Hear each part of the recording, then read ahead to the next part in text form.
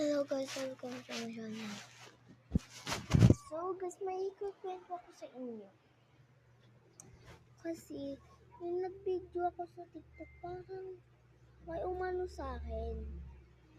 Noon, ginulat ako ng kuya ko. As in, masama react siya. Dati. Ngayon ko lang sinabi na as in, may buto ala sa bahay namin, dating bahay namin. So guys, yung kuya ko sa Amerika.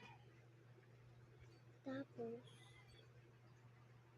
di ko alam kung saan yun, ano ulit yung ay sa Boracay. Tapos, gumanon siya guys. Pag gumanon ako, biglang gumanon yung buhok ko. Tapos, di ko lang as in. Gumanto siya lahat. Gumbat siya, oh. Gumanto siya as in, eh. Yung gumanon ako. Yun ang make-up ako nun, dati. Yun. As in, talaga. Sobrang nagulat ako dun. Nakapanood ko sa TikTok. Yun. Na may nag-comment daw, ate, ba't tumataas yung buhok mo?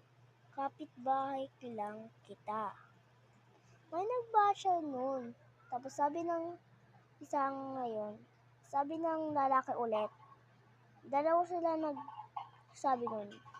Tapos sabi ng lalaki, ate, tumataas yung buhok mo, ate. Kapitbahay lang tayo, ah. Nakita ko. Ano, as in talaga. Dito ko. Dito pa, please. So, baba, guys. Tapos yung isang gulat ko yun. Guys, namatay yung lolo ko, te. Namatay yung lolo ko, as in. Namatay yung lolo ko nun, bago siya namatay. So, ganito kasi yun.